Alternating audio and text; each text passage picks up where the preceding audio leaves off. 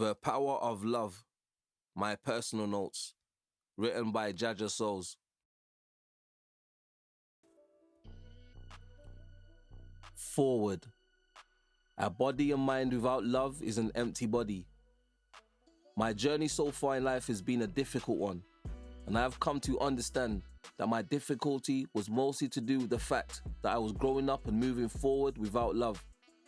Many people from the streets and inner city culture have grown up with this same burden and a belief that love is soft and non-progressive, not realizing this same mentality is what holds us back in life in the first place. One of the most powerful gifts we have been given as human beings is the gift of love. I don't mean your average soppy kiss in the movies type of love, or the random I love you kind of love. The love I'm talking about is a deep inner soul love, the love that connects all your inner chakras together and spreads an energy outside of you that is beautiful and peaceful. Love connects people. Love inspires and motivates. Love makes things happen. I used to think love was like when a lost young boy in the streets feels left out and lonely, and he picks up his first gun and suddenly feels like he has a friend, someone who will understand him, help and guide him, cleaning the gun every day and smiling at the gun, feeling loved and protected. That used to be my love. I want to bring you on a journey of how that same little boy found a new love.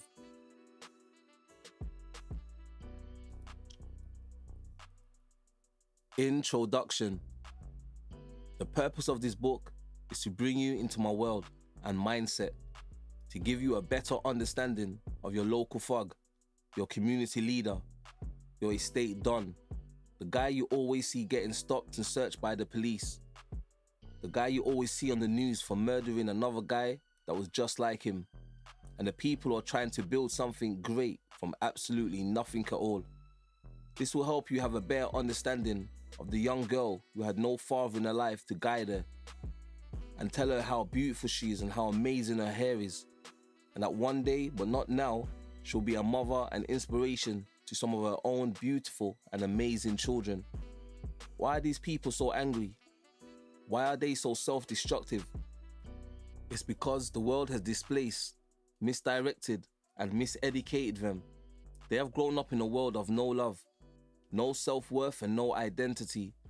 But I believe if we connect with love, our powers as human beings will be reignited and we will be able to access our highest potentials. When you can differentiate between ego and your true self, then you will be able to access love more easily. Whether you are a local estate goon, a single mother, or a college professor, I want you to follow my journey and ideas and experiences of how I see and feel the power of love. Chapter 1. A Baby in a Jungle. If you put a baby in an empty room with biscuits and a pile of shit, yeah, real shit manure, after the baby eats all the biscuits and cries, the baby will put his hand in the shit and lick it off because the baby has not been told that shit is horrible and not for consumption. The baby has not been programmed or controlled yet, so the baby will make up its own mind. If the baby thinks the shit tastes okay, the baby will continue to lick the shit. If the baby hates the taste, it will most probably cry, crawl away, and eventually fall asleep. When the baby wakes up and cries again, and it's really hungry, the baby is more than likely going to return to the shit and put it in his mouth. Again, if a newborn baby is put into a jungle, it will eventually learn to live like the animals in the jungle. It will learn from the animals and copy their patterns and habits. The baby will grow to adore the jungle and love the jungle. The baby will become desensitized to the dangers of the jungle and in return will grow up just as dangerous as its wild surroundings. At the same time, the baby will learn how to adapt to the loyalty and rules of the wild animals and learn their codes of conduct. Now, if you take that baby who is now a young adult, let's say 21 years old, and you bring him to a new human city, just like a Jungle Book or Tarzan or another jungle dude goes to the city type corny movie, you will see that this will take a lot of retraining, education, emotional and language barrier rehabilitation to bring his character and mindset to that of a normal human being, whatever that means. But you get what I mean, hopefully. I gave you this concept because this is what happens to a lot of the young people on the streets, including myself. We have been brought up in a dysfunctional jungle. We start off as being part of a lion and lioness family setup, but dad ends up leaving to date a gorilla, and mum is left raising the babies by herself, and therefore we are unbalanced in unhappy and, if not poor, struggling households. Seeing this daily makes a young person bitter, revenge-driven, motivated by anger, and with a lust for material possessions and an attitude of, I'm going to show the world who I am. I remember growing up on the streets of Handsworth in Birmingham, UK, and running around as a young Rastafarian with a love in me that was so big it made me shine. It made me popular amongst my peers.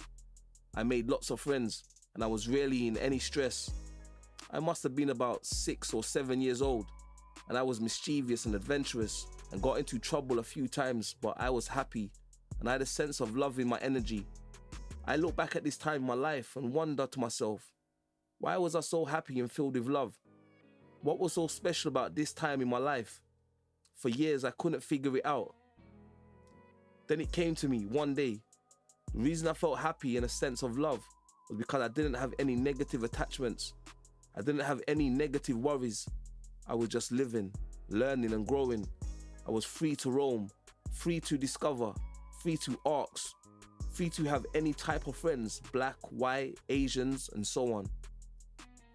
Because of this free spirit vibe, I had been able to tap into love and happiness without realizing I was doing it.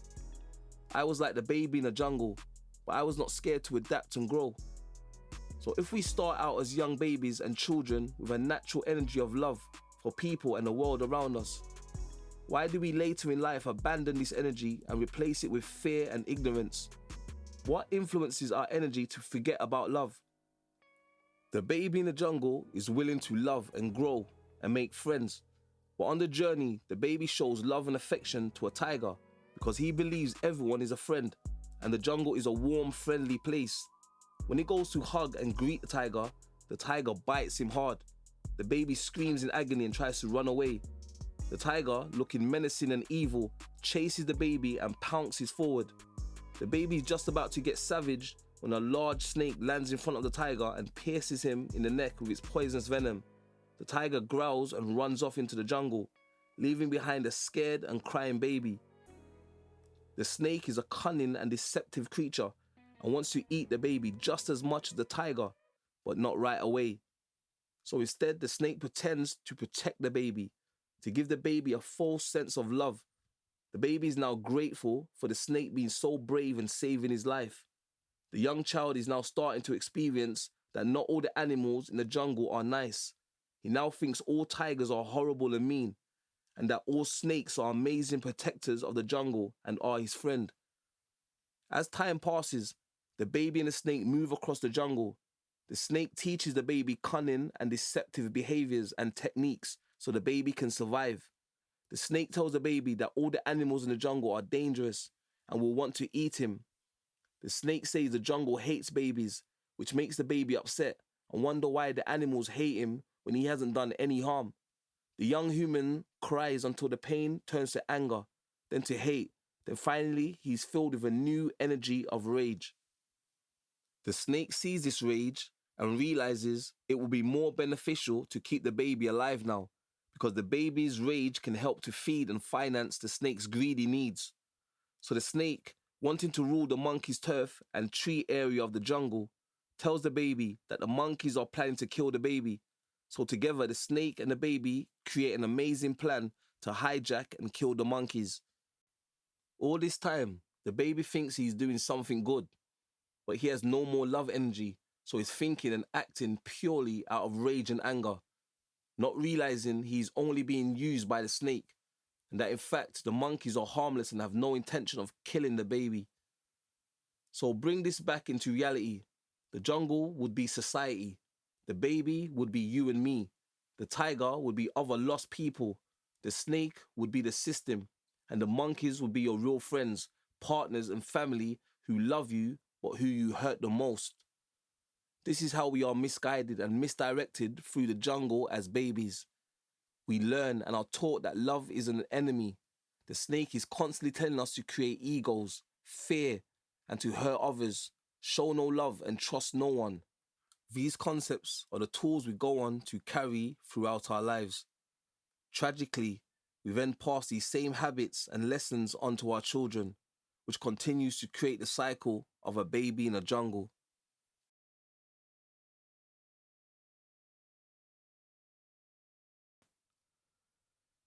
Chapter 2: Hugs and Kisses. As a young child, I never received loads of hugs and kisses from my parents. I grew up in a revolutionary household, very strong and cultured, where I was taught to be strong amongst a world of racism and no equal rights. It started with 4 or 5 hugs as a baby, 4 or 3 hugs as a child, 2 or 1 hugs as an 11-year-old, and after that, it was non-existent. That lack of love and affection from my family affected my whole life, and relationships especially. Up to this day, I find it awkward when someone tries to hug me. On the streets, many of us grew up in similar households with a lack of love expressed or shown in our families. To compensate, we brought that same energy out and into our environment, causing many of us internal and external emotional problems. I remember when I was about 12 years old and I was going through some regular street stress, and I just wanted someone to hold me, hug me and say, "Elijah, I love you. Everything will be okay." But damn, that never happened. So I just said, fuck love, fuck being emotional. I've got to have my own back. Feeling like this made me create within myself an ego character who many know today as Jaja Souls. It's like I yearned for love so much, and yet I didn't receive none. So I became desensitized to love. Most of my friends were experiencing the same thing, so we instantly had something in common. And in that similarity, we then created our own warped version of love, like a street type of love, like a group of orphans who watched out for each other. Why was it so hard for me and other young people on the streets to receive hugs and love from our family and peers? Why did the streets want us to be so hard and unloved? It was like the streets raised soldiers to fight a war. But what war? The war was mainly within us. We were fighting against each other. We were killing ourselves. I asked my mum about this one day, and she was a bit dismissive about the whole subject. But she also told me that she too didn't receive many hugs or love from her mum and dad. So I guess she passed on the baton of no hugs and love to me. Me and my mum's bond was more like big sister and little brother. A very cool big sister who had permission to act the mum role. Laugh out loud. This was probably due to the fact my mum gave birth to me when she was very young, so I also watched her grow at the same time. My mum was my hero. She was super cool, and she understood my hunger to explore and grow and let me do my thing, but with a couple of broomstick beatings here and there. And also when I got out of order or got brought home by the police, which was very regular. Anyway, so back to the whole hug thing. The other day, my oldest daughter, Kenya, who's now 9 years old, said to me, "Dad, you don't really hug me anymore. Do you still love me?" Wow, I could have cried a million times, fainted and cried some more. That's how hard her words hit me. Was I about to continue and pass the baton of no hugs and love onto my children? I told her that I really loved her and that she, along with her brothers and sisters, are the joys of my life. Well, most of the time anyway. And I explained to her that my life has been very difficult and I've been through some tough times, so sometimes I don't express the love to her as I probably should. But I made sure I reassured her by saying that I loved her unconditionally, and I hope and pray she believed me. I can now see how badly I've been affected by the attitude and principles of the streets, by dismissing the power of love. I remember thinking that the streets loved me, and the people on the streets had genuine love and respect for me. I thought I could count on them all the time, and this is why I was so loyal to the streets, the blocks, the pavements. This was my love. It would take some serious mistakes and experiences to happen in my life for me to later realize that it was all an illusion. It was all a lie.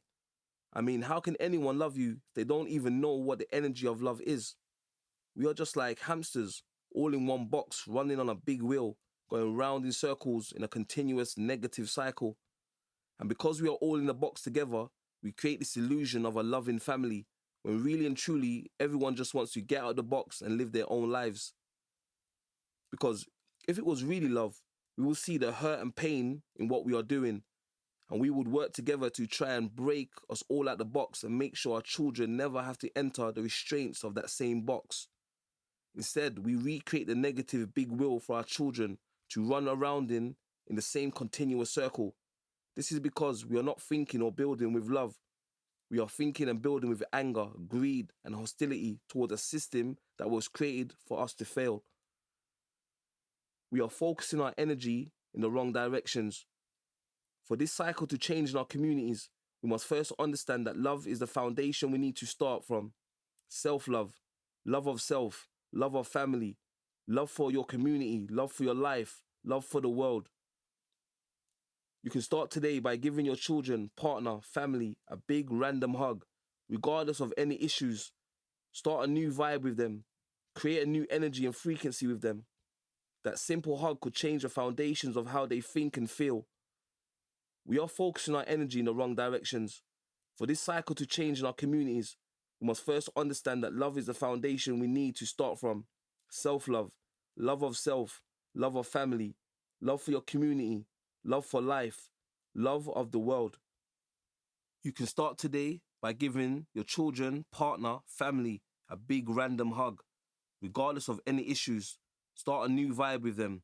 Create a new energy and frequency with them. That simple hug could change the foundations of how they think and feel.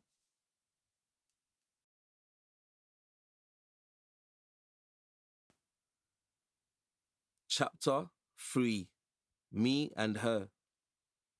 One day when I was younger, my girlfriend came to hug me, and while she gave me a hug, she whispered, "I love you." I didn't know how to act, and I felt awkward. How do I respond to that?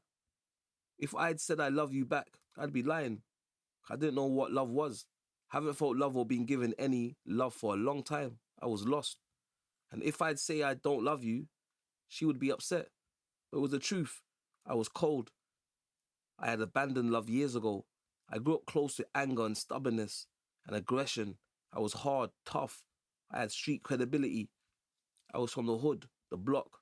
I don't do love. I bought her flowers a couple of times, but that wasn't because I loved her. That was just because I had seen people give their girlfriends flowers on TV, movies, adverts, etc. So I knew that's what I was supposed to do. I was basically being a sheep. I didn't follow my heart because hearts and stuff was associated with girls, and I was busy being ruthless. I'd been affected by the lack of love I had received growing up, and in turn, it made me disassociate from love in my relationships. My partner one day asked if I would ever get married, and in my head I was like, is she mad? What? And only have one woman? No way. And be sitting watching TV with her for the rest of my life? That was like an ultimate nightmare. I associated that with going to prison. But all I said to her was, well, maybe one day without hurting her feelings. I didn't tell her that I wanted loads of women, cars, money and houses. I associated love with having one woman, kids, getting a job and living a boring life watching EastEnders and Coronation Street. Damn, that was a scary thought, and I wanted no part in that scenario. Meanwhile, for her, it was not that she was more emotionally mature than me. She had her own demons. She had also grown up in a dysfunctional family. Her father was in her life, but in the background. When I say background, I mean like the black guy in the pub in EastEnders who just speaks now and again. So for her, I believe she saw love as the father figure she didn't have in her life.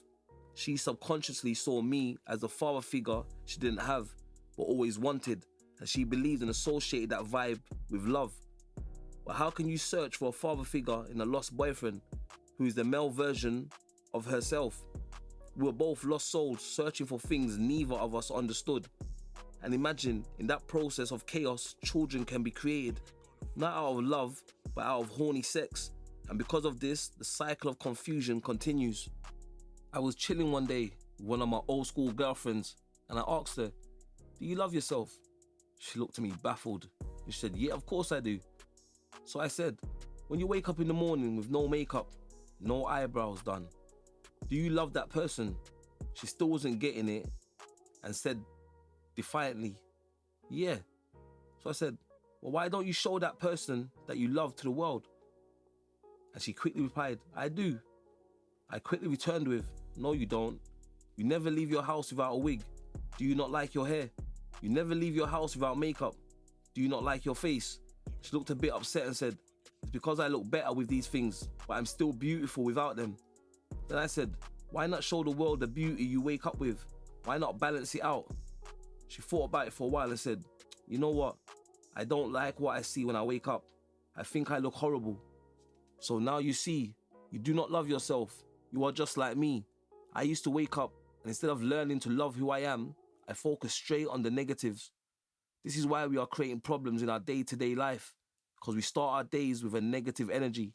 We wake up every day hating who we are, and we go through life trying to be like what society tells us is nice or successful.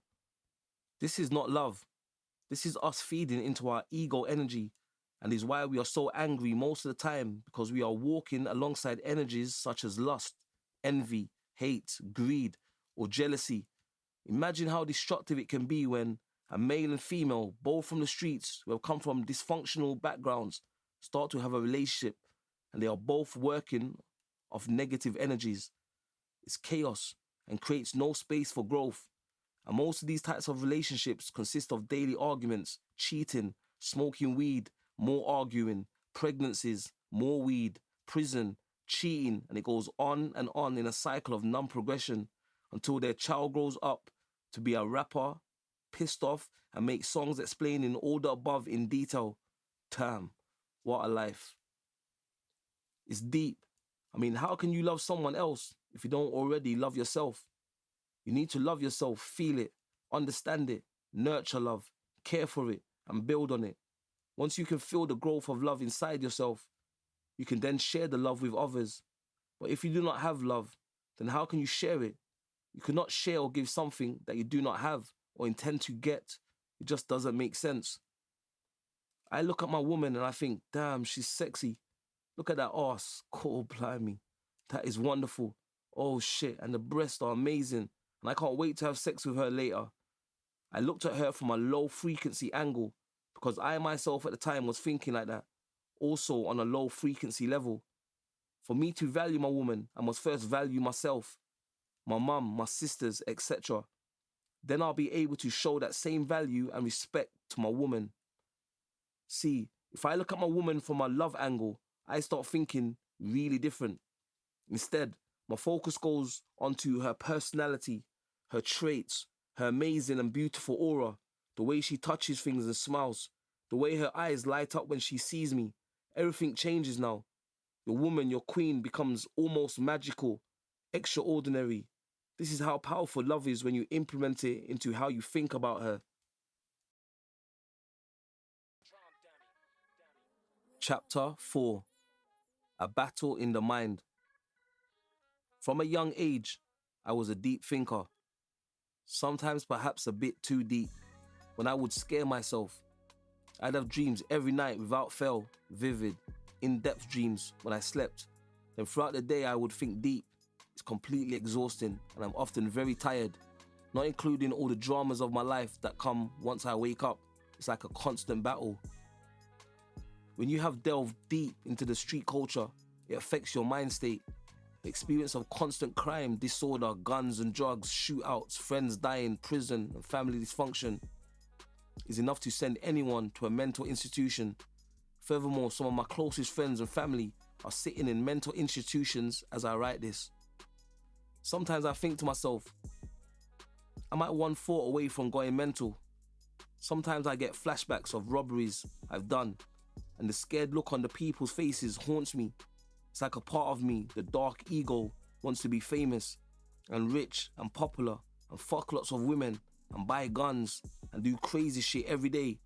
Then there's the light, meditative part of me that wants to help and heal people, build communities, start a revolution, find and spread the message of love.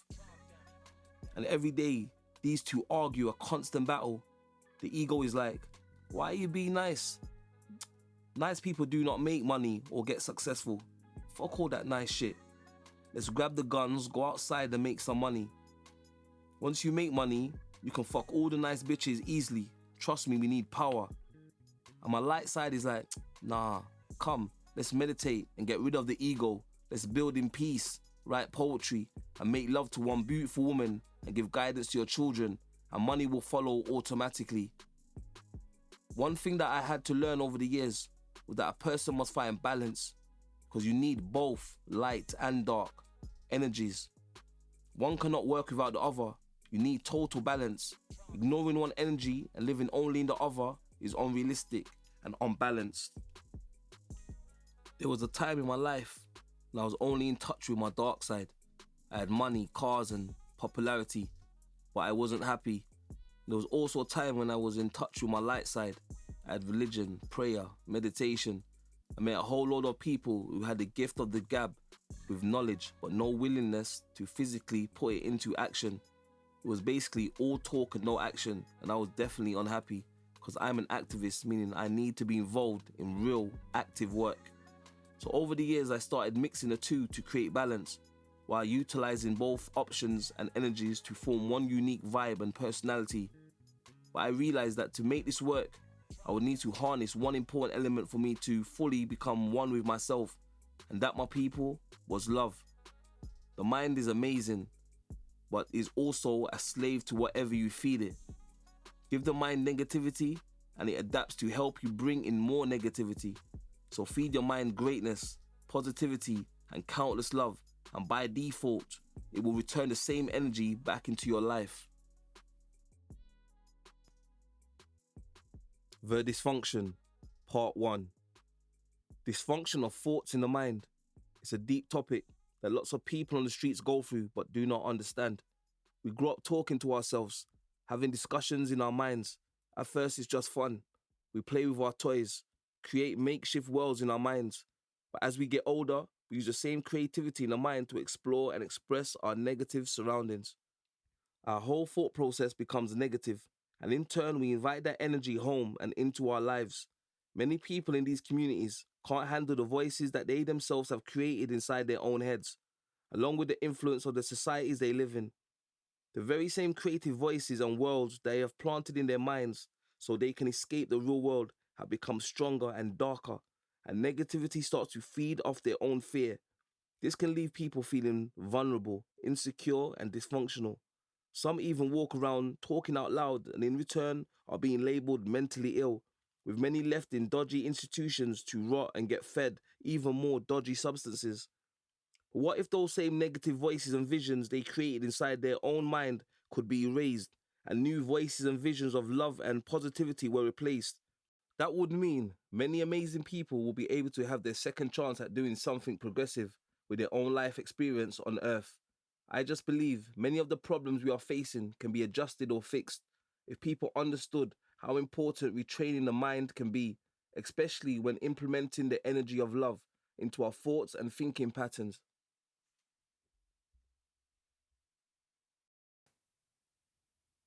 Chapter 5. Koba and Caesar Love. Growing up, I had some very close friends that I thought would be with me until the end of days. But how wrong was that theory? One friend, I won't mention his name just in case he's broke and tries to sue me. I ain't got time for all of that. Anyway, he was a normal guy, a cool guy, so I brought him around me, and he became extra cool and popular.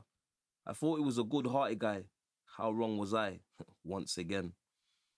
All the time I was making money and just being me, he was secretly hating on me and plotting on my downfall.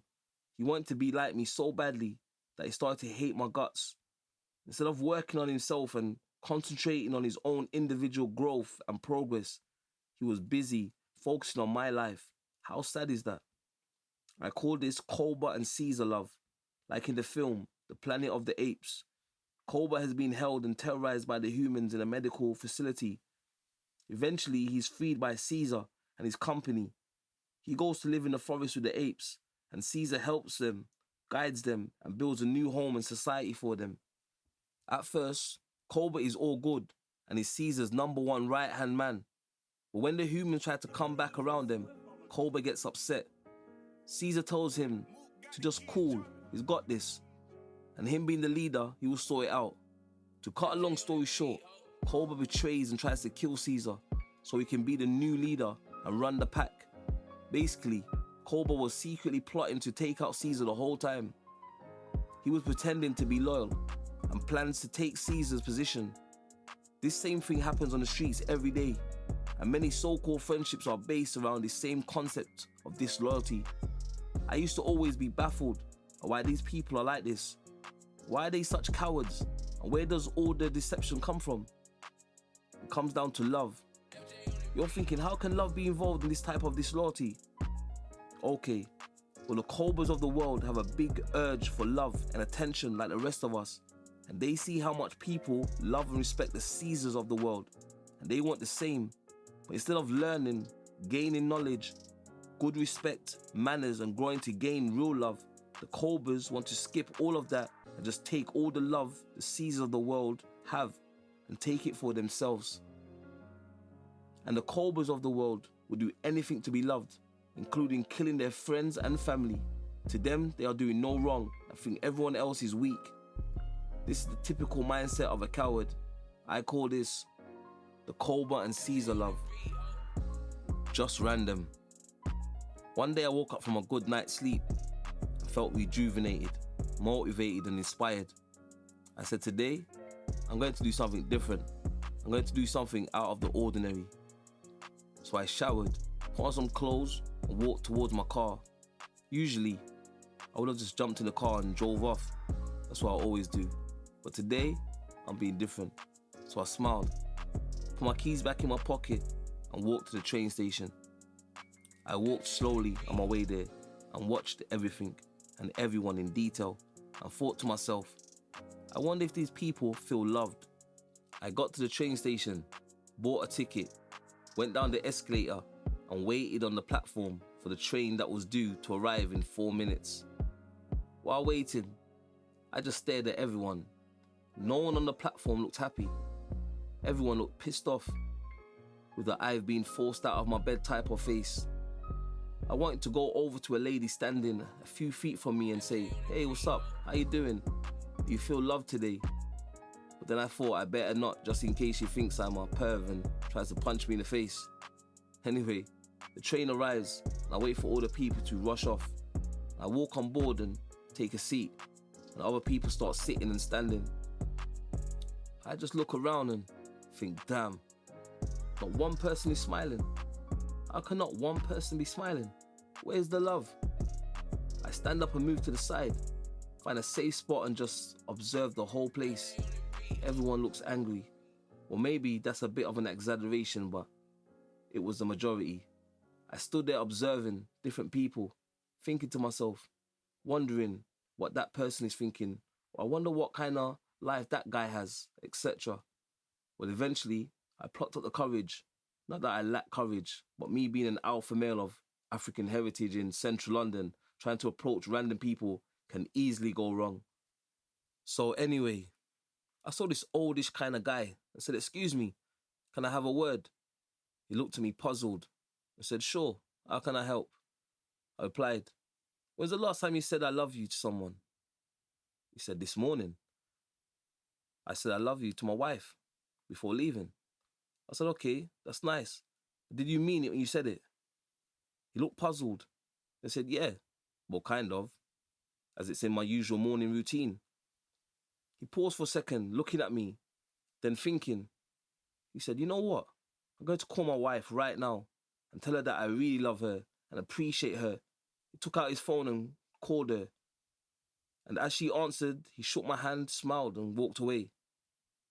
What he had just realized was he was saying I love you to his wife out of convenience and routine, but there was no real meaning behind it. Many of us do this daily. We say I love you without meaning it, with no strength behind it, no vibration or frequency. We say it because it sounds good and is often expected of us.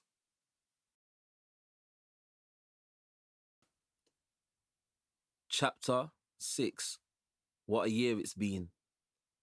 For me, 2017 was one of the hardest years of my life to date. It was my transformation year from boy to a man, and damn was it a hard one. I had put myself into debt. I had to sell my car, my motorbike, and a few other bits just so I could maintain myself throughout the year. My bank balance went to zero. I nearly lost my flat, my music studio, and my sanity.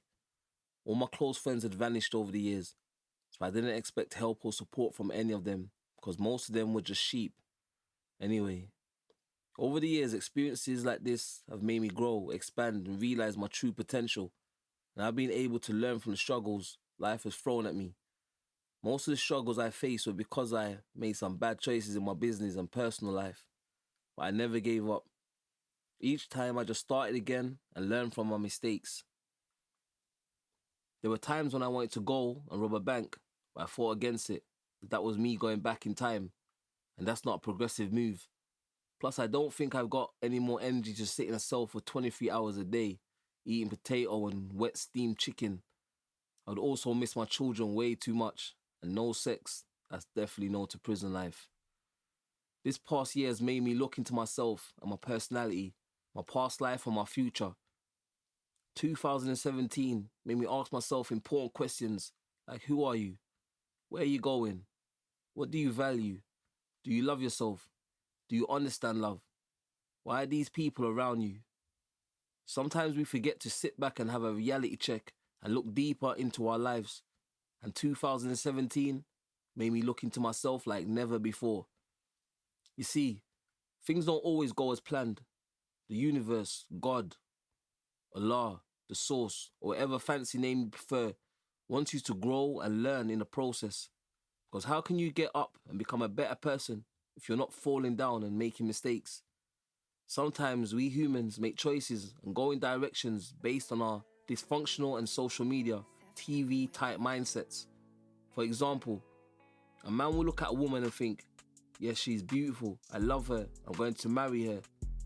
He doesn't realize it at the time, but he has based his assumption on looking at her breast, her bum, and her face full of makeup. I'm assuming she has makeup on.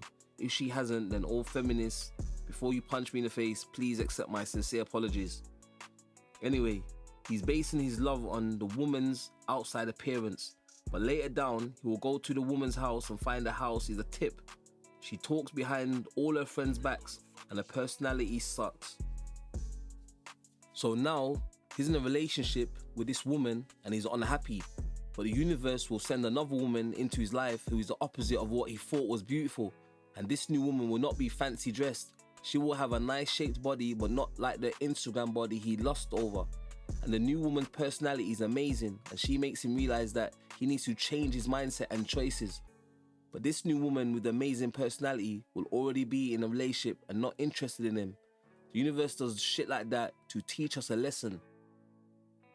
Right now, I'm in Morocco, sitting on a sofa with big cushions, looking at the beautiful trees and listening to the birds speaking to each other. I'm wondering, what are they saying? I'm also letting my thoughts drift where they want to. Random thought one. Don't you think it's crazy how the Western world say their way of life is the best, yet they have the unhappiest people living there? Random thought two. Anyway, I was thinking, I think quite a lot, as you can probably tell. When people say they understand or overstand love, do they really though? Why? I say this is because if we say we love our girlfriend or boyfriend, do you then love their mum and dad? And then you also love the higher source that created the mum and the dad. Also, when you take the person you love to an amazing beach and they adore you for it, do you also love nature for its beauty and for allowing you access to explore it and to be adored? My point is, you can't just take bits of love and leave the rest because it will leave you incomplete. You must take love and love as a whole. For example, if you like oranges, you really, really love oranges. But if you love oranges, you have to love and respect the tree that grows the oranges. Then you must love and respect the soil that gives the tree life. And then you have to love and respect the sun and water that help the soil to flourish and give life. So you have to love the whole process in order to fully, really love and respect the orange. For a man to love a woman, he must also love her faults, her failures, her inner darkness and light, her mum, her dad, her cycle, her story, and her direct connection with nature and the universe. He must love her as a whole, and in return, the woman must also love the man as a whole. Many people come into our lives, and I don't believe any come as being simply good or bad. I believe people come into our lives to help us learn and to help us to look more into ourselves. They also come to help us to improve or to inspire and help others. When it's time to move on from the people currently around us, the universe will send new people to us depending on the frequency we are sending out to the universe. So when certain types of people come into our lives, instead of looking at the situation as being either good or bad, look at it this way. What is the universe trying to tell me? What does it want me to see or learn? Sometimes the people who come into your life that you regard as bad could really be a reflection of yourself, and the universe wants you to experience how you behave through someone else, so you can see yourself more clearly and make changes. The universe, higher source, God, etc., does not speak English or broken Jamaican/London slang. Instead, the universe will send people, incidents, coincidences, messages in dreams, visions, prayer, repeat numbers, etc., to communicate with us and help direct and guide each one of us. The reason why it's so hard for us to read these signs is because society also throws its fair share at us to help confuse and misdirect us away from this universal language. For instance, it's going to be hard to read universal messages when you're worrying about your next council tax and business rates bills. The social construct we live in have put so much pressure on us that we now live in constant fear and worry. This in return puts each of us on a thinking frequency that is low and negative, which makes it near impossible to free think or see clearly. So I would advise you all to take regular breaks to quiet parks, fields, mountains, hills, beaches, which will give you the space to clear the mind and body from the social poison that we must live with daily. Even just an hour or two out of your normal life can make a big difference. I'm just saying. One day, when everyone you are with is talking, don't join in the conversation. Just listen carefully and acknowledge what is being said. Pay attention to not only what is being said, but how it is being said. Look at the attitudes of the people speaking. Look at their body language. You will learn a lot more this way. The other day, I was with some friends. They were all speaking about making money, blah, blah, blah. So this time I just stayed quiet and listened and watched. The richest person in the room spoke and gave some good advice on making money, his opinion on people who are broke, etc. But he was quickly and loudly interrupted by the person with the least money in the room, but who looked the richest.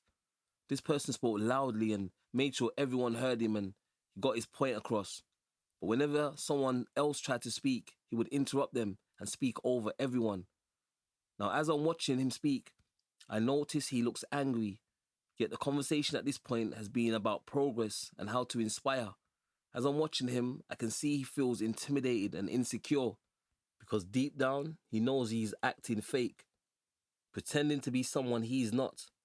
I see him growing angry with himself for trying to keep up with his own lie. So soon he changes the conversation to guns and drugs and his past street life because this brings the conversation to a time when he was the man. He had street credibility and lots of money, etc. He feels fulfilled now, talking about the past, but he gets angry when the conversation is about current life or future topics. So is he really being truthful to himself? Instead of living a current lie, pretending he's living great, he should be putting focus on the fact that he is not really doing well and how he could change it for the better in order to see new progress. So while he's chatting away, I'm just sitting here listening like I'm Kermit the Frog drinking tea. Chapter 7. How do you find yourself? Yes, I am random. I write what I want, when I want, and in no particular order. That's what makes being a free thinker so great. You see, society and the powerful human beings that we see as the ones who run the world really dislike free thinkers. They prefer sheep. Because people who follow and don't question make it easier for them to rule. I don't want my book to get banned, so I'll go easy on them for now. Anyway, to truly be at peace with yourself and to find out who you really are, you have to strip yourself bare, right back to basics. I don't mean strip your clothes off and go walking down the street, even though you could do that if you wanted to. I mean letting go of all material things, all bondages, fake friends and family, damaging relationships, Religion, media, influence, TV, basically all the shit society throws at us. You need to cut it all out. I'm not saying you can't go back to some of these things, because balance is always needed. But to begin your journey of finding yourself, you must start from the basic form of yourself, stripped bare. Go someplace where you will not be distracted. Turn your phone off or leave it at home. I would say go away by yourself for a month minimum. During the first week, just chill out and do absolutely nothing. Just relax your mind, sleep, eat and drink lots of fresh water. For the second week, stay relaxed. But now start to look at your life, past and current. Take a look at who you have become. Are you happy? Are you in a good place in life? Do you have a good friends and family? Do they motivate you? Who are you? Ask yourself many questions, truthful questions, and be honest with yourself. On week 3, meditate, pray. Don't ask for anything. Instead, just meditate in silence. Listen and watch the chaos in your mind. Keep on doing this throughout the week until you escape and settle the chaotic mind. Now you will have access to speak to yourself and have a conversation with your inner child, your soul, your source. What happens during or after this point is totally up to you. Everyone's journey will be different. When week 4 comes, relax, enjoy being the new you, but make sure you do monthly getaways on a regular basis, as the chaos can come right back to haunt you if you're not on point. We are taught from a very young age to conform. They give us a list, say pick an occupation, we pick one. Then they say, okay, now work hard at it, and we do. Then get stressed, marry people we don't love, have kids we don't always want, but end up appreciating them regardless. And then we die. Flipping heck, that sounded depressing, just thinking about it. So really, we don't have a free will choice, but we are given systematically built options. It's like we're given a limited choice of pre-made ready meals. But what if I don't want your horrible half-cooked ready meal? What if I want to cook my own meal with my own ingredients and my own outcome? What then? Why didn't school teach me how to survive without no money, and also how to travel the world with hardly any money? These choices and practices would have put many of us on a much better journey of discovery and growth, and made us more in tune with who we are. But instead we were misled into creating alter egos and fake personas with illusions as lifestyles. In order to connect with the universe, God, Allah, etc., one must first be connected internally to one's own self. Hence terms like, God helps those who help themselves. Help yourself by reconnecting and disconnect yourself from the dysfunction that you are used to. This will no doubt help you to discover a new you. Anyway, I can't be bothered to talk about this topic anymore. I'll come back to that another time. Yep, just like you, I still have a bit of dysfunction going on in my head. Right now, I'm looking at a beautiful butterfly. I'm thinking to myself, when he was a caterpillar, no one cared about him. He was just a slow crawling piece of animal food. But now he's beautiful and everyone loves him or her. Basically, I'm saying no one loves you or wants to help you on the come up when you're grinding, trying to make a beautiful change. But the minute you become a successful butterfly, you're appreciated. So be mindful of those new friends who only appreciate the butterfly. Make sure you keep an eye on the people who had the respect for the caterpillar and cheered them on throughout the struggle. Just saying.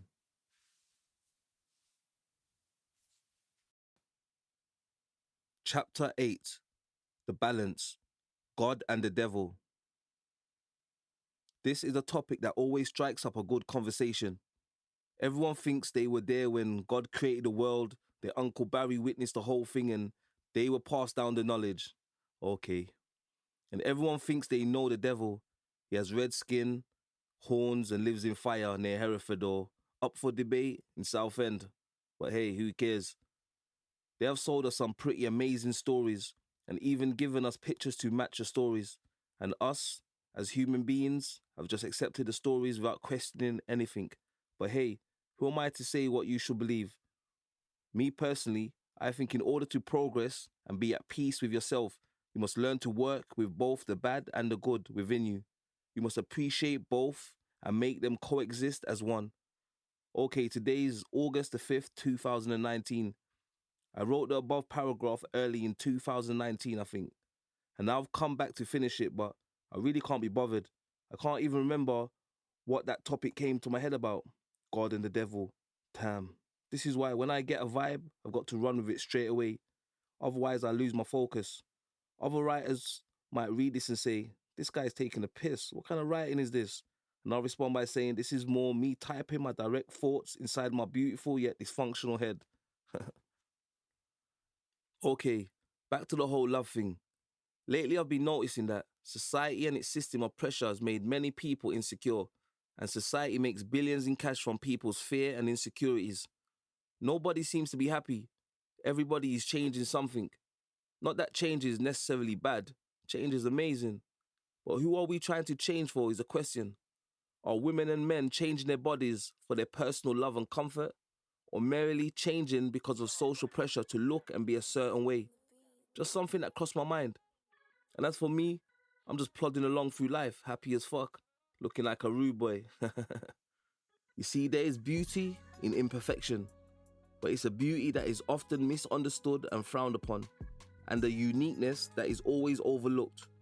Just like the kid in school who is always seen as disruptive, but maybe that kid just does not want to sit in your boring classroom.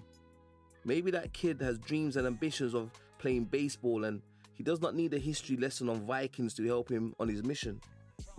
When we see the world through the energy of love, everything changes. You see, everybody wants love, but lusting after and chasing love will only make love run away. But if you start to love yourself unconditionally, the energy of love will return to you and your surroundings. I once asked a woman I know who was going through some depression and stress, "What are your flaws?" She replied, "I do not have any flaws, I am perfect." I looked at her in complete shock. I thought she was joking, but she was looking me dead in the eyes, serious. And who am I to say someone is not perfect in their own world and through their own eyes? But damn, that is some real messed up shit. Everyone has flaws, and if you think you're perfect, then anytime something imperfect happens to you, you're going to be stressed. So why not love the beauty of your imperfections? And instead of making them stress you out, why not work on putting so much love into the flaws that those same flaws become flawless? Boom. Now that is what I call the power of love.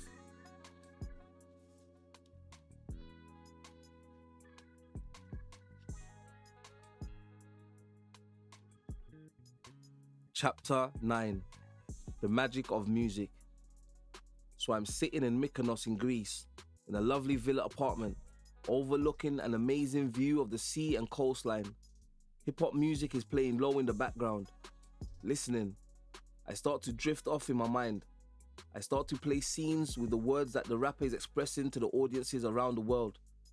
A whole music video is created in my head, with car chases, winning in life, and overcoming the struggle to create the most amazing lifestyle for myself. Right then, I pause and think to myself, wow, music is powerful, almost magical. How the words can put us in trance-like states and get embedded into our minds, and even have an influence on the way we behave and interact with others. Imagine listening to hardcore music all day that translates through rhythmic words and melodic beats screaming murder, death, hate, struggle, kill, alcohol, take drugs, sex, money, etc. Over time, all this will become embedded in your subconscious mind. For example, have you ever heard a song on the radio all day, and the next day at work you're sitting quietly and boom, you start singing the same song you heard on the radio the day before?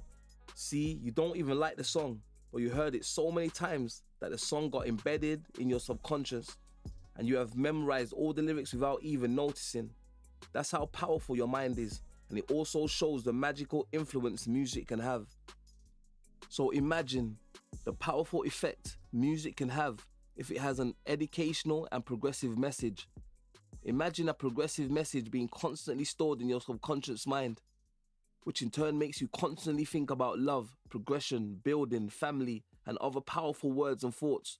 This will continue to have a massive impact on your life, your energy, your aura, and your daily life. Everything around us has an impact on the way we live and function.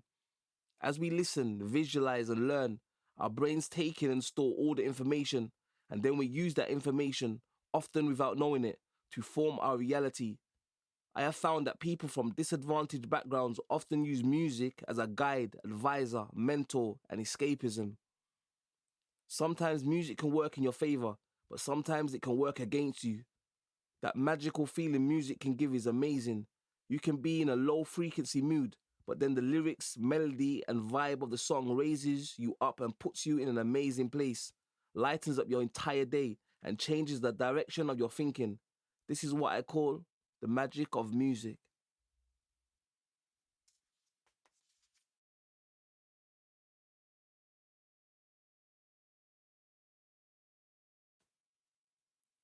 Chapter 10. Her. Well, this is more like a page of woman worship. Today I just want to admire her. She is amazing. She has many flaws, yet she puts in the time and dedication to work on becoming a beautiful individual, aiming towards her highest potential. She's a woman, created and connected to the universe. When I stare at her, I can't help but smile. My heart beats faster, and I think to myself, wow, look how powerful she is. A queen, a teacher, a mother, a sister, a daughter, a lover, and a partner. She's everything. She is modest, yet her sex appeal is like no other. When I look into her eyes, I enter the universe. I feel the clouds, I see the sun, the moon, I see creation itself. I wonder, does she know how powerful she really is? Does she understand what she's capable of? The way she moves is so seductive, yet she's unaware because she is naturally sexy. I'm in awe of her. I value her entire existence. I want to know more about her. I want to sit on a deserted beach on a tropical island and ask her questions. Converse about life and the world. Engage with her soul. Speak to her inner child. I want to listen to her speak while gazing at her soft lips. It's crazy how men have made us believe it's a man's world.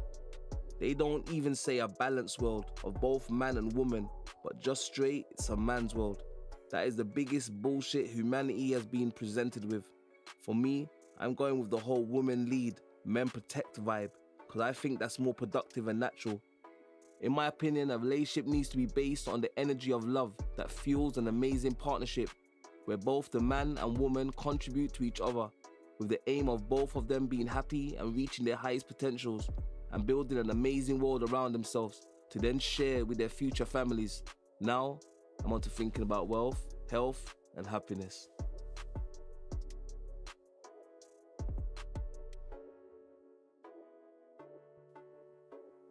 The chase. I used to always be mad at myself. Like, why is nothing going right for me? Why is life treating me so bad? Then one day I sat down and had a reality check, a reflection. I sat down by myself and realized that I was chasing money. I was like a hamster running around in his wheel. I took a look and could see I was making bad choices, and the causes behind these choices were having a bad effect on my life. From that day forward, I stopped chasing and focused on building a better me, a better way of thinking, and most importantly, making better choices. I'd come to realize I was chasing passions and ego dreams instead of focusing on my natural gift, and this was why things were going wrong in my life. All I had to do was channel and work on my gift.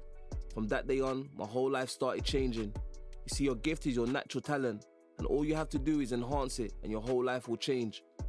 Find your own gift, work on it, and you will start to feel happier than you have ever been.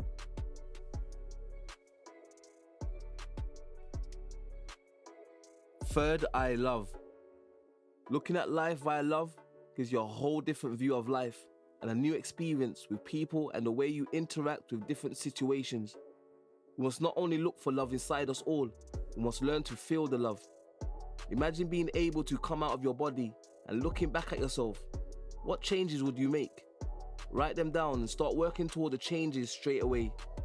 Love is not like a box of chocolates. That was just a way to sell you overpriced chocolates. Love is much deeper than anything in the physical. Love is an energy, a vibration, a frequency. And when you discover how to embrace it and channel love, you will then be able to share it.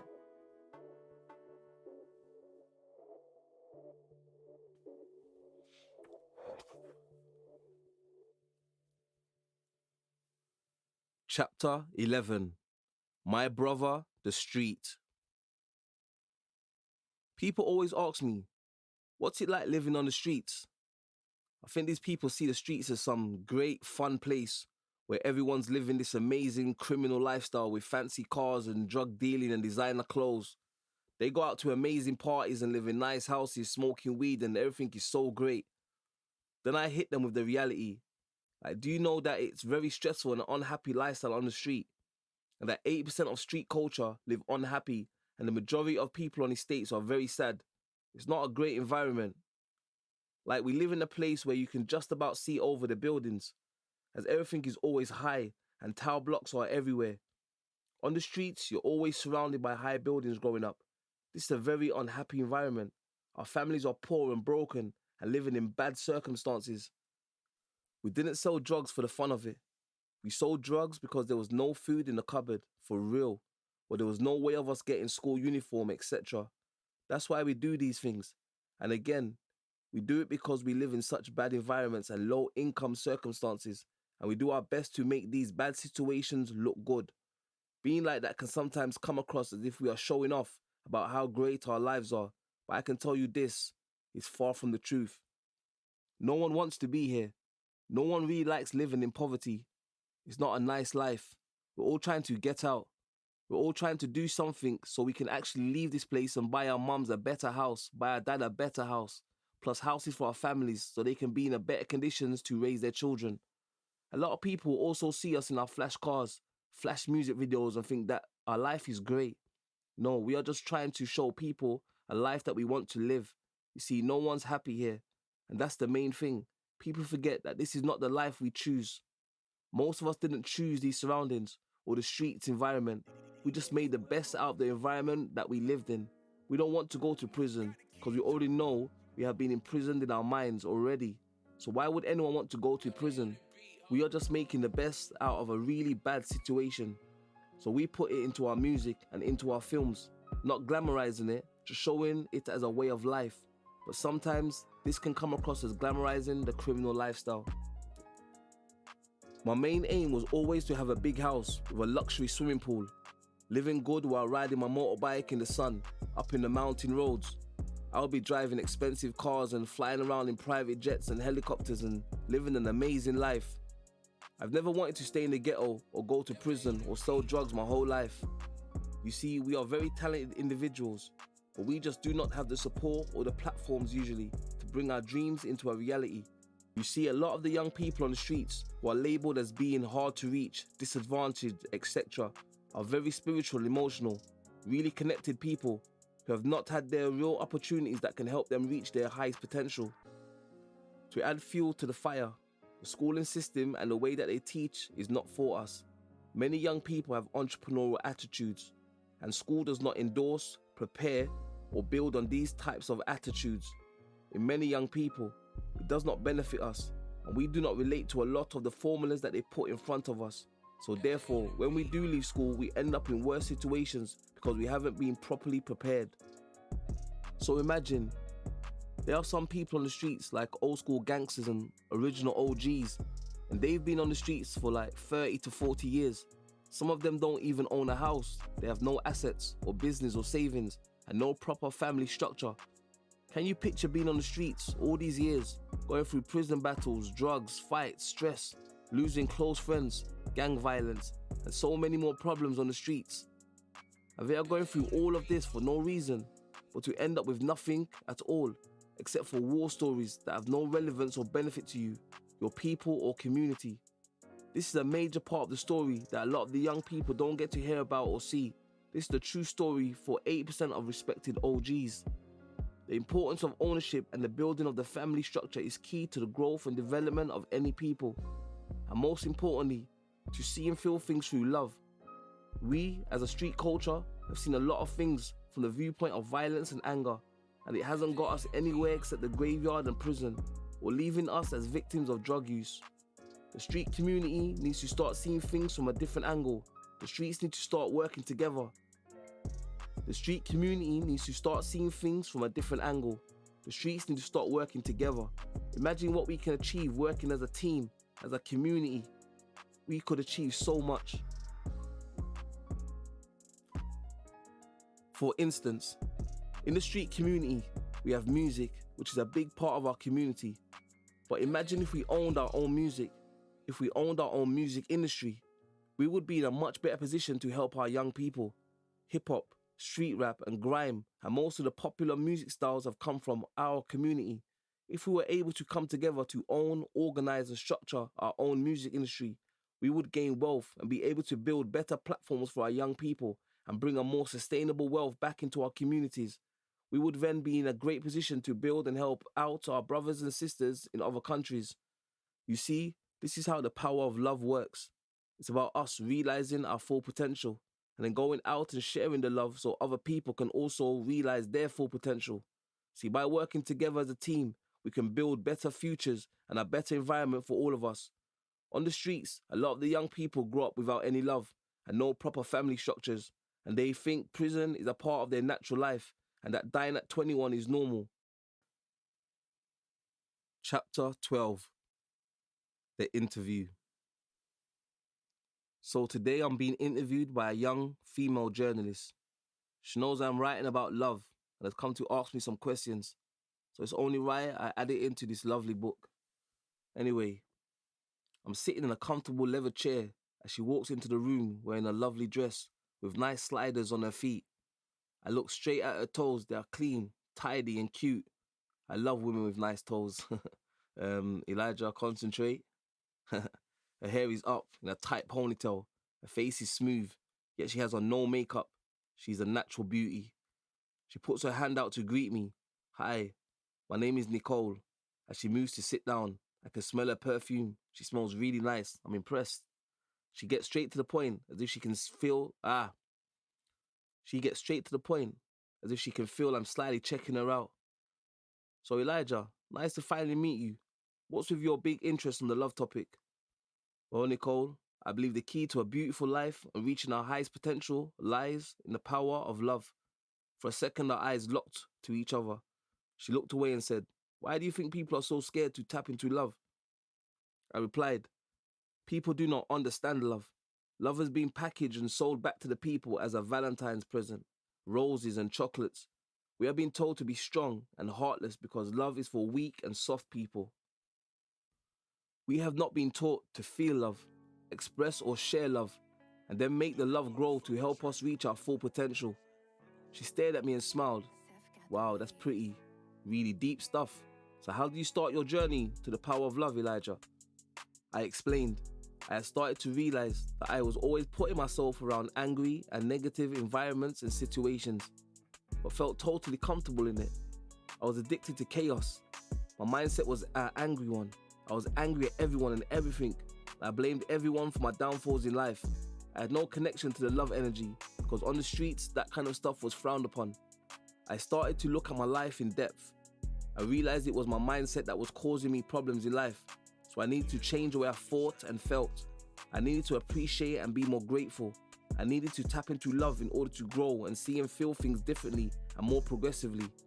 While I spoke, I could feel Nicole's eyes looking straight through me and hugging my mind. She realized she was staring for too long and quickly turned away. Blushing, she said, "Can you excuse me, but I quickly go to the ladies' room, please?" "Cool," I said, "no problem." As she got up and started walking away, I found myself staring at her beautiful body shape and wondered if she was wearing any underwear or if she had on a sexy G-string.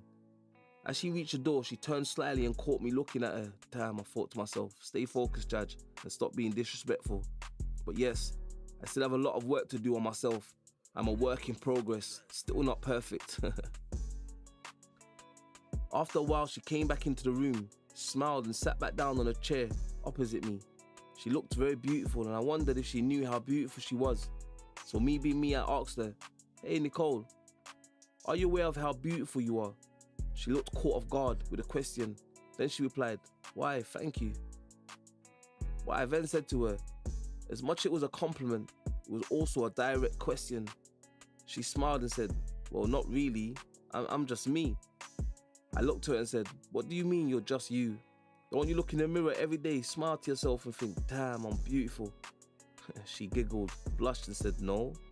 Well, Nicole, I stand in the mirror every morning and I say to myself, Judge, you're the man, you handsome bastard." Nicole burst out laughing. "You are really something else." Anyway, Nicole said, all serious again, like she just remembered this was supposed to be her interview. If a man loves a woman, why would he take advantage of her? And does true love make you want to be a better version of yourself? Okay, I replied. Regarding your first question, a man can only take advantage of a woman if she's willing to give him the energy and space to take advantage of her. But on the flip side, even when we were kids, haven't we charmed and lied to get our own way? As you know, people need love so much that they sometimes give love to a person who is taking advantage of them all the time. Love is not painful. In my opinion, those types of traits should be put with insecurity and low frequency energy. You cannot say you are taking advantage of someone because you love them. Love does not take advantage of people. Instead, it embraces, comforts, enlightens, and helps to build people towards their highest potential. And for your second question, the energy of love, true love, will bring you freedom. And with freedom, you'll be able to see clearly with no distractions or misdirections. You'll be able to focus and move forward in the direction you wish to go and tap into a new vibration of energy inside yourself. You can become one with your mind, body, and soul. And in my opinion, that will make you a better version of yourself. With the answer, Nicole stared intensely at me for a while, then smiled and said, "Thank you." The interview was at peace.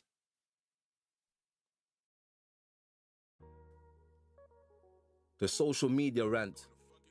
I'm in a room filled with loads of different people. Out of about 30 of them, 25 are stuck to their phones, and the other 5 are looking around like, what the hell am I doing here? I'm one of the 5. Wow. It's like we have been hypnotized. People are addicted to their phones and its apps, and it's like a real life online crack epidemic. How did we become so consumed by social media? I wonder, if we looked at love the same way, would we then be in a different world? What if people put that same energy into love? Thinking love, being love, and giving love. What then? I bet some of you are thinking, no way. That would be like a weird utopian love world. Okay, well I didn't mean it to sound so dull and strange like in the movies where everyone wears white and there's no crime or swearing, etc. That would be real crap. We all need a bit of dysfunctional behavior now and again. But anyway, back to what I was saying. Imagine that same amount of energy we use on social media was also used as a love energy. Imagine using that energy to learn more about yourself and retrain your mindset out of old bad habits that are also having a bad impact on your life. I'm not saying social media is bad, because everyone loves a swipe and a DM now and again. A little stroke of the ego every other week ain't too bad, I suppose. But just imagine how amazing it will be if the misdirection they throw at us via social media and the other social crap society throws at us was taken and used as tools to tap into our subconscious to help us reach our higher potentials and tap into better frequencies. Just saying.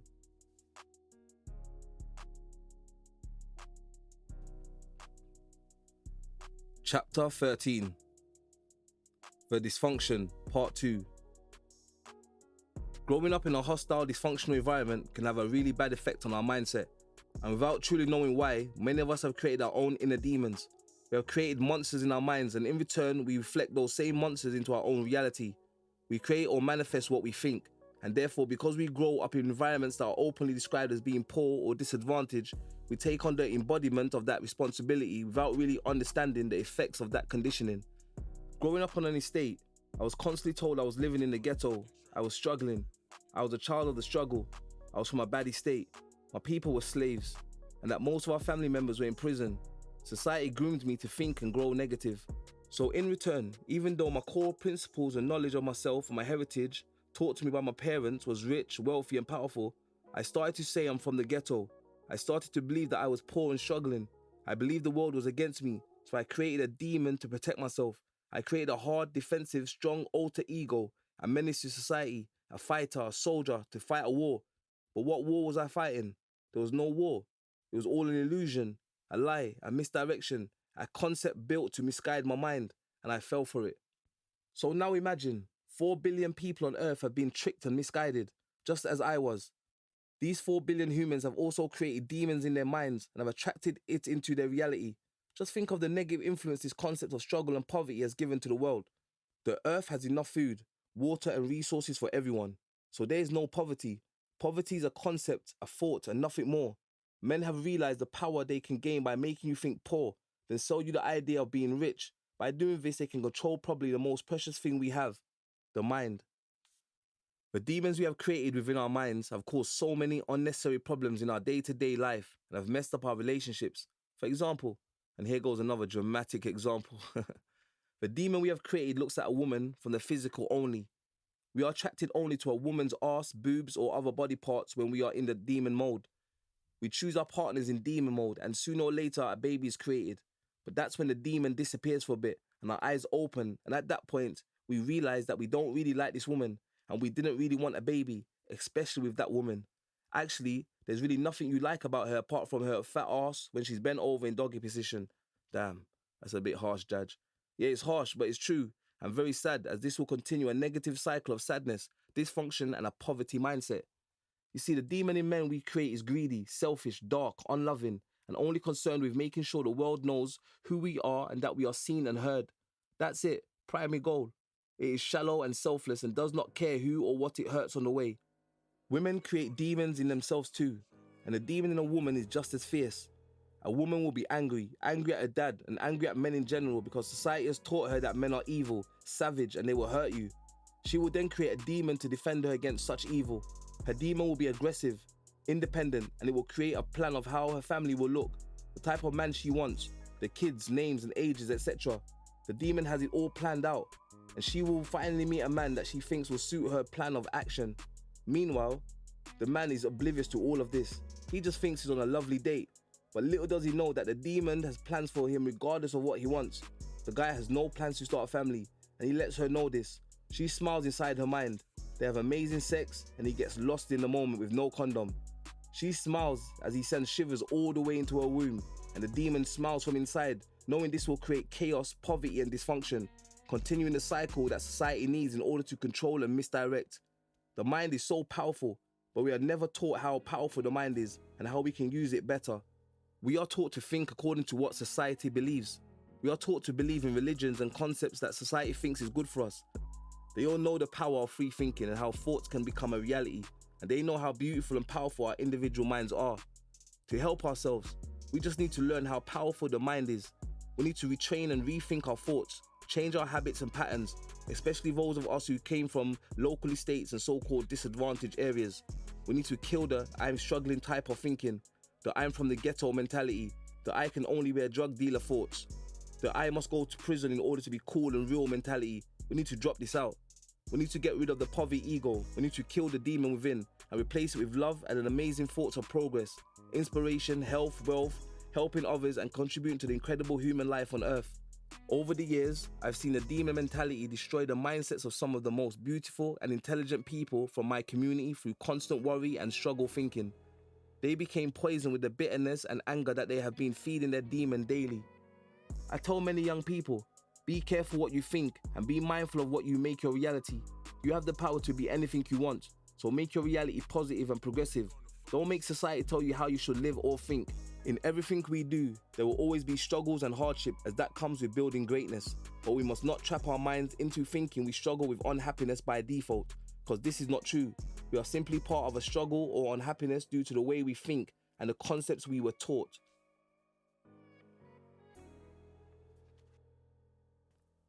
Think great. Imagine waking up in the morning, smiling and saying to yourself, today I'm going to have an amazing day. And then thinking, I'm grateful for the life that I have. I'm happy, I'm blessed, I'm beautiful, and I'm great. If we constantly tell ourselves these kinds of things, we will influence our subconscious to act on them and send that same energy out to the world. We then become what we think. This is a very powerful and beneficial concept. No wonder they didn't teach us about ourselves in school. They needed robots, not free thinkers. Just saying. See, we are not taught about the power of love or the power of the mind. In fact, we are not even taught about the powers we possess as human beings. We are taught to be scared, to fear. Fear not getting a job, fear not getting the right grades, fear not meeting the right partner, fear of being unsuccessful. Everything is fucking fear. But I'm here to tell you all, especially my young people on the streets, do not fear. You are all individually great. Life is about learning, growing, reaching and understanding your full potential. And it doesn't matter where you are from, rich, poor, religious, atheist, black, white, green or blue. We all have the potential to shine, grow and be amazing at anything we choose to do. Most people are unhappy because they have given their mind, their thinking, their love to the system, to society. We are not in control. We have become like puppets, slaves to the higher powers in charge. We no longer think for ourselves, and our minds are constantly being manipulated and misdirected. If you are reading this, my advice to you is, from this moment, retrain and rethink, reprogram your mind, change your subconscious paradigm and think great. The conversation in my head. See, I have regular conversations with myself. Maybe I'm like a thin line between sane and insane, who knows, but I see it as a beautiful thing, even though if I told you everything that goes on in my head, I'd probably get myself sectioned. Anyway, today me and my head are discussing whether or not I should cut off my friend's circle and start the new year totally fresh. I'm thinking maybe to cut off a few and keep a few, but my head is like, nah, forget that. Let's cut them all off and move forward. But I'm trying to tap into my love energy and be a bit compassionate. But my head is like, fuck that, Elijah. If you love yourself and others, you will do what's best for you and move towards your full potential. If you stay around the same people, you will get the same results. This made me think, do we as people hold on to the wrong kind of love thinking it's the right kind of love, when really we are doing ourselves more harm than good? Imagine how many people on the streets around the world are still around their long-time friends thinking it's out of loyalty or love, when really it's just become a habit or a pattern that they have become used to, when they could have achieved much more by being around a more beneficial circle of friends someplace else. Now, with the power of love energy, I started looking at people I called friends and studying their character, behavior and vibration. Do they inspire or motivate me? Are they happy for me when I win? Are they supportive of me when I lose? This questioning is something I believe each one of us should do on a regular basis in order to keep a good frequency of people around us that benefit our potential and vibe. Now my head was going full scale. If it was up to my head, I would be living on a mountain far from human beings, totally isolated by myself. Anyway, I'm grateful I have a balance because I have a head and a heart, so I use both even though the heart can get me into problems sometimes. Also, my heart will say something like, no, give your friends a chance. They might not be doing anything now, but maybe in 10 years they will change. And I'm like, what, 10 years? Flipping heck. And you want me to stay around them and be uninspired for 10 years? Wow. So this is my daily battle as I wake up. My head and my heart is like the Bloods and the Crips. Once again, for the detail freaks, Bloods and Crips are two gangs in America who don't always like each other. But after I had a deep think, I was actually 70-30 towards agreeing with my head. Sometimes you have to be cruel to be kind in order to be happy and make progress in your life. Some people may be thinking, how do you just remove yourself from your old friend circle? It's simple. You can either move to your new desired area and don't see them again, or just buy a new phone and start immediately hanging around people you want to grow with. And remember, you can always come back for them once you are successful or happier. It's not the end of the world. It's more like the beginning of something great.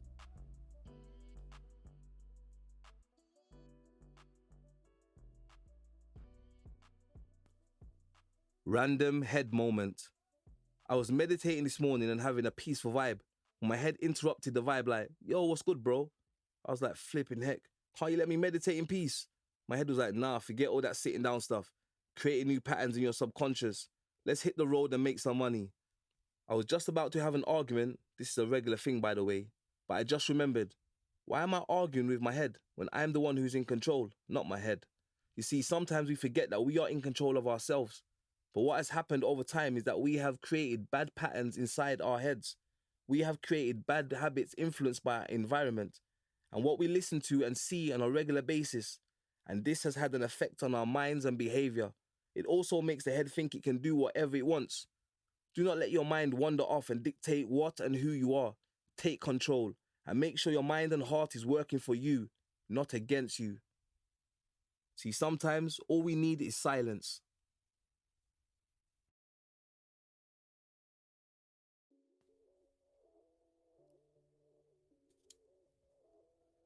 Insecurities. Lately, I have been noticing how so many people's daily routine revolves around insecurities that they have picked up from society and experiences like their past and current relationships. But do we realize we are living our life via insecurity? I say we because I also get caught up in my ego and insecurity at times. So don't worry, I'm not preaching. Sometimes I'm as messed up as you are. Let me give you an example. The other day I was talking with my friend about women and he says, the majority of women are slags. I replied swiftly like, bro, that is a bit harsh and not quite true because you do not know the majority of women in society, so that statement is a bit flawed. Really, he was basing his opinion on his own personal experience with his past girlfriend or other women he had met and encountered a bad experience with. When I said this to him, he got upset and said I was defending slags. I looked him in the eyes and I could see a hurt, a pain that was hitting his soul. So while I was talking to him, he was probably remembering a bad experience with those women and in turn bringing that energy into the present conversation. I started thinking, imagine how many of us are doing similar things to what my friend was doing. We are bringing our past negative experiences with us into our future and basing our thoughts, opinions and mindset around our insecurities. Once you base your thoughts on insecurity, you are living and thinking on a low frequency, and you will be vibrating on the experience of what created the insecurity in the first place. For example, I do examples because when you're from the street, your brain takes things in better when it's broken into an example or a picture. That is just because we are special people, God's favourites and all. Anyway, say you have a fight and you lose. You can either tell yourself that you win some, you lose some, take it as a positive life lesson and turn it into a positive vibe, or you can get angry and hold a silent hatred for the other person. What that last choice will do is every time you remember the fight, you remember the hatred and bring forward that same energy and create a new insecurity. Basically, what I'm saying is we need to be more careful with how we are letting our insecurities play a major role in our thinking and thought process. We need to understand better what we are basing our wants and needs around and what the driving force is behind the energy we are putting out into the world that we are creating for ourselves. Do not let insecurities direct your love and energy. Boom. The inner voice or intuition. Many of us have felt an energy within us that speaks to us, reminds us, warns us, and looks out for us. Some people say it's God, some say it's Jesus, and some say it's our subconscious. Others say it's an angel and a demon, and that we have a choice which to listen to. But some say it's our spiritual guide. All I know is, whatever it is, it's fucking awesome. Once you tap into your intuition, your whole life can change, because it can help build your confidence and character. People always ask, what is the big secret? How do you tap in? I say, just practice silence, listen and learn.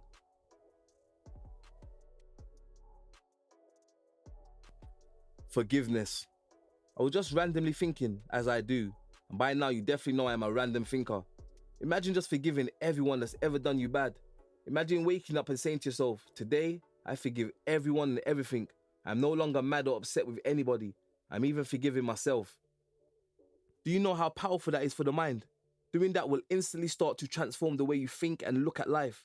Remember that kid in nursery that broke your favorite toy, and for 25 years you have been thinking, if I could go back in time, I will punch that kid right in the nose. Or the female who caught her guy cheating 10 years ago, still thinks to herself, I wish I would have kicked him hard in the balls. He deserves one more arse whooping. Just think of all the years of negative experiences we have harnessed into our minds. Anger going round and round in circles and creating our energy for us inside our subconscious mind. Just imagine thinking about all of them for one last time, and instead of being upset, just smile and forgive. Wow, what a great feeling. It took me until I was a grown man to understand the power of forgiveness. I used to always hear about forgiveness coming from religious people, and sometimes they can be real jarring, so I didn't really take it in how I should have. But hey, it's never too late. The universe has a language that can be translated through intuition. Imagine going to see your dad who has not seen you or called you in the past 10 years, and instead of being angry, you walk up to him and say, I forgive you.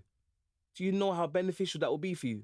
Life can sometimes have us just gathering up anger for things that are not really that bad, things that we could easily have forgiven and moved on in life. And most importantly, we must forgive ourselves for mistakes we have made along the way during our life journey. Trust me, it's not that bad. Try it sometime. I was just thinking to myself that lately I've been feeling a bit unsettled. Have you ever tried to think, but you just end up with a headache?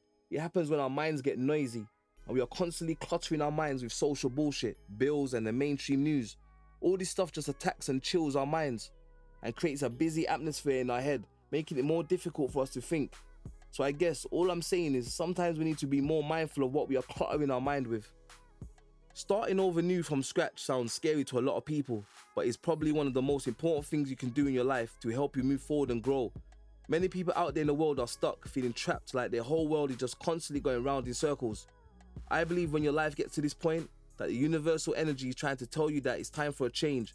This is not a bad thing. It means your current life or lifestyle is coming to an end, and that there is a new door open, ready for you to walk through. Now, this is the scary part. Walking through an open door and you do not know where it will lead you to is what holds most people back in life. I heard the biggest opportunities are on the other side of fear, and I understand why someone would say this. Do not be scared to change for the better. Take the leap of faith, and do not be afraid to start over. Change is growth. My cousin called me today from prison. He's doing a 25-year sentence. He said to me on the phone that now he actually knows what an appreciation for little things in life feels like. It's crazy how things like walking through the park are not really appreciated until you can no longer walk freely into the park. This made me think, we have to continuously remind ourselves to be grateful for the little things we have, because simple things are some of the most precious things we will experience. I just felt someone out there right now needs to hear this. Be great. Be the fucking greatest.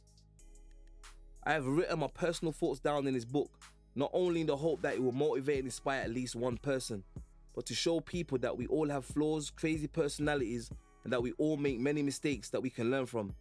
I wrote my thoughts down in the rawest form to show you my normality, my in the shower talking to myself moments, my true self with no frills, just the energy of love. I wanted to share with you my opinions and experiences of love, a love that we were not introduced to by society, a love that even some of our parents didn't understand. I want you to know that we are the diamonds that have been covered in shit and looked down upon by society as the smell, the disease, the infection, the problem, the unloved. But underneath all the chaos and dysfunction, we are still diamonds, the most precious on the planet. Do not be afraid to wash away the shit society has stained us with via our environments and social conditioning. Reclaim your diamond self, wash away the shit from your mind, and instead cover yourself with a protective layer of love and shine brighter than ever before, and never ever dim your light for anybody ever again.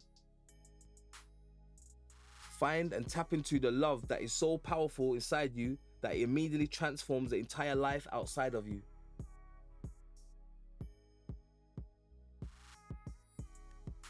For Nazir, Sadiq, Kenya, Nairobi, and Masai, the power of love.